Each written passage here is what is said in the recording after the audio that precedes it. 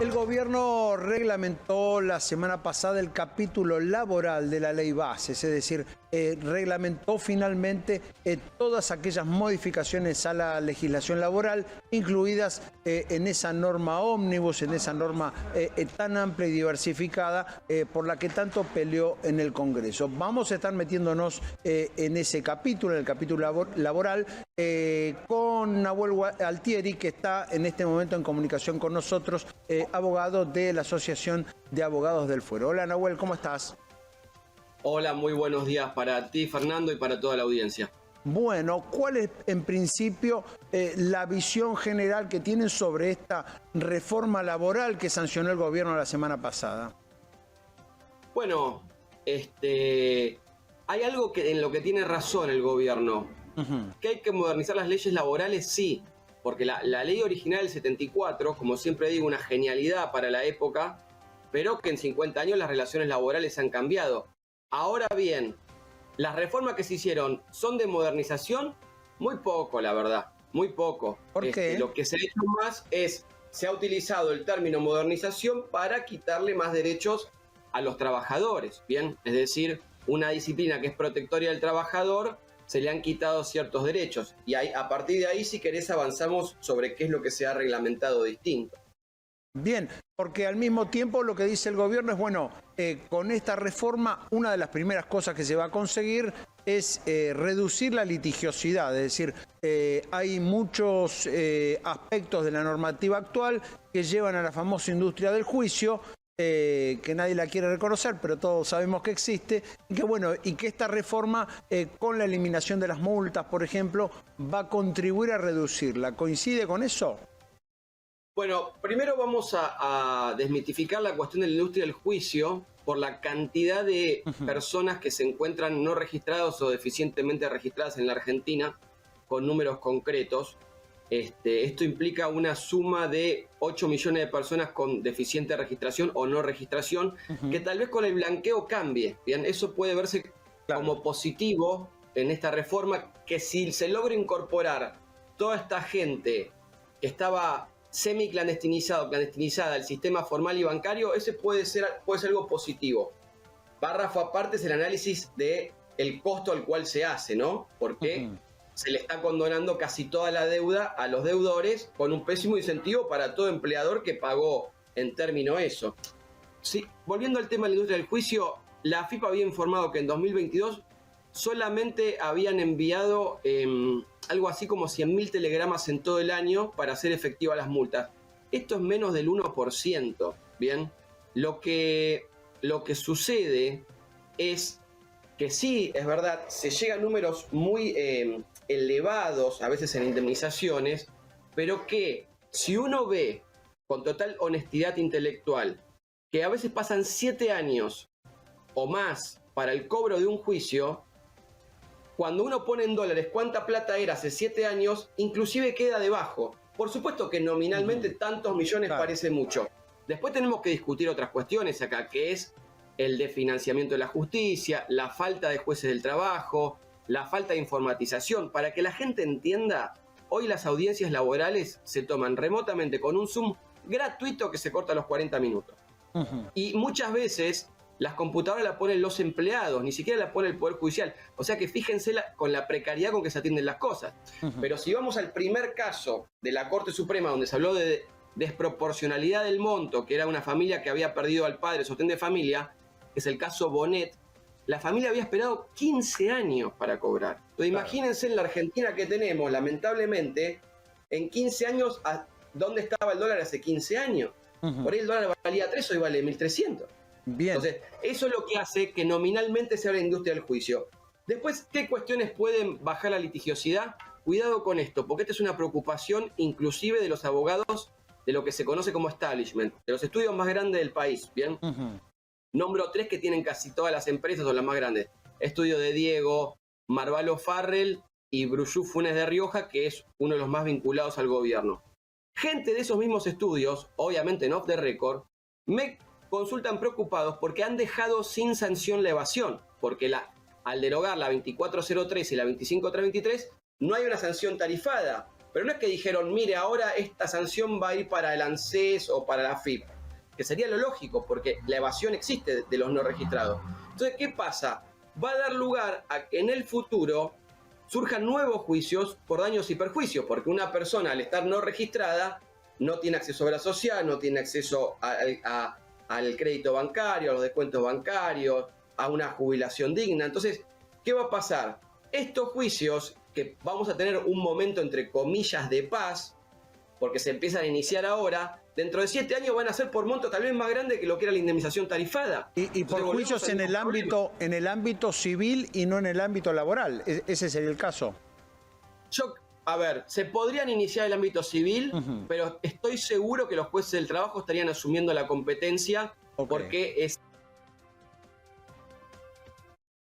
Bueno, ahí hemos perdido el contacto con Nahuel Altieri. Vamos a ver si podemos retomarlo. Allí había un punto importante. Uno de los principales beneficios que pregona el gobierno de esta reforma es lo que tiene que ver con la reducción de los juicios laborales, con la reducción de la posibilidad de que la litigiosidad impacte negativamente sobre las relaciones con las empresas. Ahí, Nahuel, ¿me escuchás? Bueno, a ver, Nahuel, ahí ¿nos estás escuchando? Sí. Perfecto, bueno, íbamos allí hacia ese punto, definitivamente puede abrirse una puerta, claramente hay una indefinición si queda esa posibilidad abierta para que haya demandas en el ámbito civil. Hay otra de las novedades que incluye la reforma laboral que sancionó la semana pasada el gobierno, que tiene que ver con el fondo de cese, con que se pueda negociar más abiertamente un sistema alternativo a la indemnización habitual. ¿Crees que ese sistema puede ser positivo? A ver, es muy interesante esto. Para determinado tipo de empresas que tienen alta conflictividad y alta rotación, sí. Para otras que no tienen rotación, no, porque le va a incrementar el costo mensual, supongamos que no está todavía, porque vamos a explicarle a la gente. Vienen en niveles esto. Reforma laboral lo menciona. Decreto reglamentario reglamenta hasta ahí, que es la letra chica, pero más abajo el decreto reglamentario dice a través de los convenios colectivos. ¿Qué son los convenios colectivos? Es cuando los gremios y las cámaras empresarias se ponen de acuerdo. Eso todavía no está. Pero supongamos que en un convenio colectivo dice va a tener que aportar ahora un 12% adicional por toda la nómina. Un empleador, buen empleador, que no tiene rotación, en 100 empleados se le va a incrementar. Claro. Ahora, a todo aquel que en actividades de alta rotación, Barrio Nuevo mencionó gastronómicos o comercio, tal vez sea beneficioso. Bueno, pero al ser voluntario y al ser optativo, digamos, en ese caso la norma sería correcta. Digamos, hay sectores que lo van a utilizar y sectores que no. Fernando, siempre y cuando esté bien administrado, vamos para adelante. Y hay un límite aquí. ¿Cuál es? Hace 2 semanas tuvimos en la legislatura porteña un evento sobre fondo de cese. Hablaron varios referentes del sector, habló Gerardo Martínez La Uocra, que tienen fondo de cese, y habló el doctor Julio Grisolía, que es un referente en Derecho al Trabajo en la Justicia Nacional, con impecable trayectoria de 40 años por lo menos. Y él dijo, el límite al fondo de cese es el 245. En la medida que dé menos de la antigüedad anterior, puede ser objetado por inconstitucional. Bien. Entonces, la forma le da previsibilidad a aquel empleador que teme que le va a llegar un juicio enorme y demás. Entonces, prefiere, yo pago esto y con esto me desentiendo, aunque sea más, estoy más tranquilo. Lo he hablado con algunos empleadores. Lo que sí me preocupa, Fernando, es que hay varios esquemas. Un fondo común de inversión, un fideicomiso, un seguro y una cuenta propia. Sí. Vamos a dar un ejemplo nomás y el más naif, el del seguro. Bien, todos nos ha pasado que a nosotros nos roban el auto y nos pagan entre 3 y 6 meses más tarde con el valor de mercado de hace 3 y 6 meses. ¿Qué va a pasar con las indemnizaciones de los trabajadores? ¿Van a tardar lo mismo? ¿Y le van a pagar tarde sin indemnización? Cuidado, porque en la ley anterior, antes de la reforma, decía que si un empleador pagaba 4 días tarde, se incrementaban un 50% los rubros indemnizatorios. Ahora eso lo sacaron. Ahora, allí también hay un riesgo de que el empleador decida adherir a cualquiera de estos mecanismos y que el día que aparezcan los números, ese número sea inferior al número que marca la ley de contrato de trabajo y el trabajador termine yendo a la justicia de todas maneras, porque dice, me hicieron adherir a un esquema de seguros y que finalmente me perjudicó porque me hizo cobrar menos el día que me echaron. ¿Es así?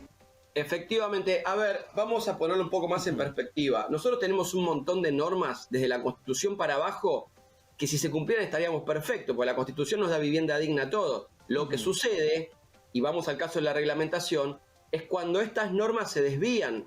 No va a ser la primera vez en nuestra república que un fondo común o una asociación cooperativa se funda o desaparezca. Hay cientos de ejemplos, ¿no? Por ejemplo, el Hogar Obrero, por decir uno que la gente de más de 40 se va a acordar.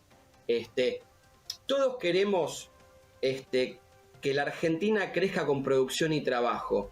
Lo que sucede es que tal vez se buscó cortar el hilo por lo más delgado, que son los derechos de los trabajadores, y no atacar otras cuestiones como son los costos tributarios, ¿no? Que, por ejemplo, se les carga se les pisa la cabeza a las pymes, tanto a nivel municipal como a nivel provincial, con tasas para todo, con ingresos brutos. Entonces, esos son los verdaderos costos que tienen. Ni hablar las burocracias, que bueno, yo no digo que estoy en contra de todo el gobierno, todo lo que sea desburocratizar para exportar, para los registros automotores, la firma digital, son todas cosas que ahorran costos, ¿bien? Y este guante lo ha levantado todo el mundo, desde Cristina Kirchner en su última carta que habla de un Estado eficiente, hasta el intendente de Concordia que está simplificando tasas, o el intendente de 3 de Febrero, o Gray, el de Montegrande. Hablo de distintos partidos políticos para que piensen que esto no es un discurso político, donde están diciendo, muchachos, nos dimos cuenta que pisarle la cabeza a los contribuyentes nos llevó a donde estamos ahora. Vamos a bajar la carga impositiva, vamos a simplificarle a la gente las cosas para que pueda invertir, para que pueda contratar gente y dar trabajo. Estamos en una situación muy grave, con 53% de pobreza y 18% de indigencia. Bien, está muy claro. Nahuel, muchísimas gracias por estos minutos. Por favor, muchas gracias a vos, Fernando, a todo el canal económico y a la producción. Muy bien, allí la palabra de Nahuel Altieri, abogado de la Asociación del Fuero, dando un parecer acerca de esta reforma laboral y sembrando un par de riesgos que hay que tener en cuenta.